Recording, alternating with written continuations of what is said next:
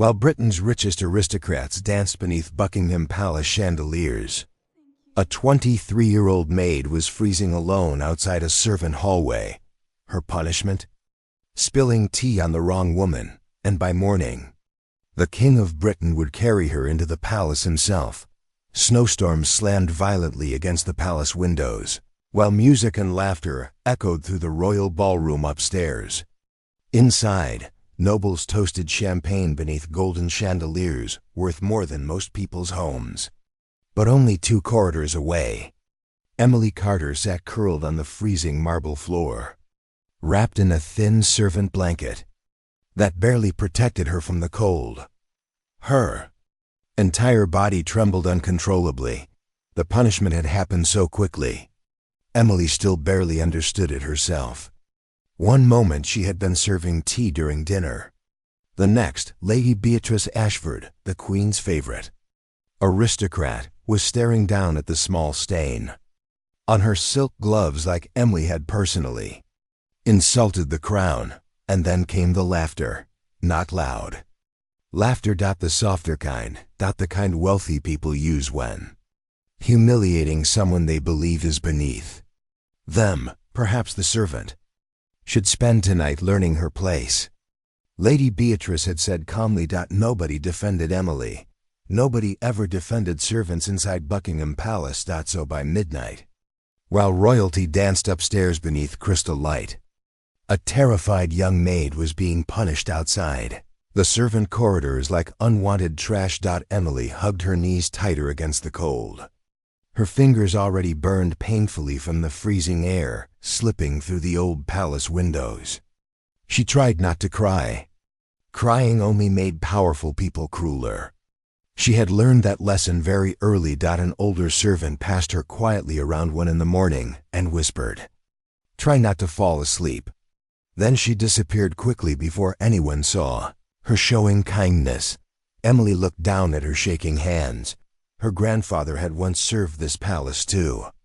Arthur Carter, a royal guard who had nearly died protecting the former king decades earlier. Growing up, Emily used to hear stories about honor, loyalty, and how the crown never forgot the people who sacrificed for it. Tonight, freezing alone beside a hallway window, those stories suddenly felt ridiculous. The storm worsened. Outside, wind howled violently through the palace walls while the corridor lamps flickered weakly above her. Emily's breathing became slower now, heavier. Exhaustion pulled at her eyelids harder. With every passing minute, and then something terrifying happened. She stopped feeling cold. Deep down, Emily understood exactly what that meant. Upstairs, King Alexander had just returned unexpectedly from Norway after exhausting diplomatic meetings. He was tired, irritated, and desperate for silence after hours of political performance. Instead of waking servants, he decided to walk the palace halls alone. That decision changed everything. At first, he almost walked past her, a small figure curled beneath dim hallway light near the servant wing. Motionless. Snow blowing through the half-open palace window. Nearby, Alexander slowed. Immediately. Then froze for one horrifying second. He genuinely thought the girl was dead. The king walked toward her quickly now, his footsteps echoing sharply against the marble floors. And the closer he got, the worse it became.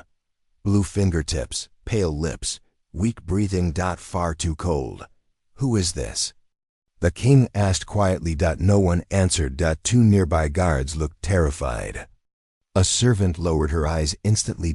And suddenly Alexander understood something horrifying. This was not an accident. Someone had allowed this to happen. One trembling guard finally explained the punishment from Lady Beatrice after the tea incident. The silence afterward felt unbearable. The king stared at Emily for several long seconds. Really stared at her. She looked young, fragile, terrified, even unconscious. And suddenly something dark moved across Alexander's expression. Not anger. Disgust. Without saying another word, The king slowly removed his heavy, royal coat and wrapped it carefully around Emily himself.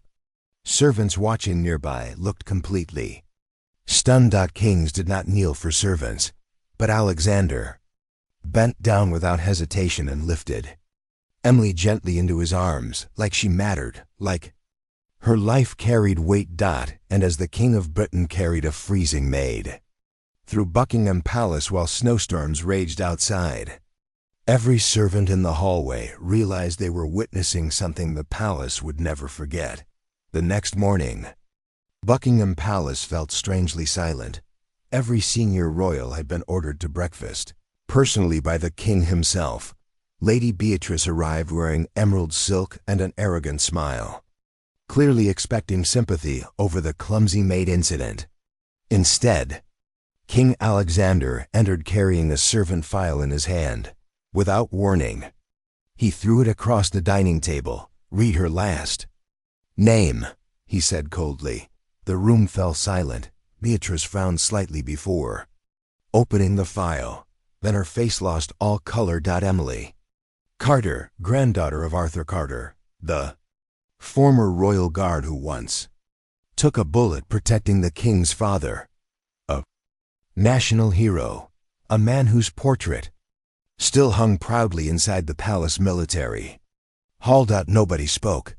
Alexander's voice became terrifyingly calm while this palace celebrated itself beneath chandeliers.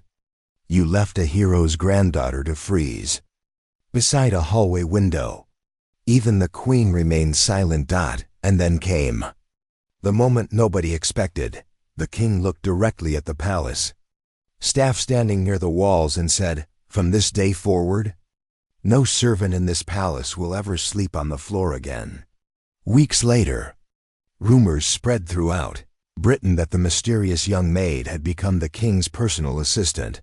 But inside Buckingham Palace, servants whispered about something far more dangerous: the way King Alexander looked at Emily now, not with pity, with admiration, and perhaps something dangerously close to love.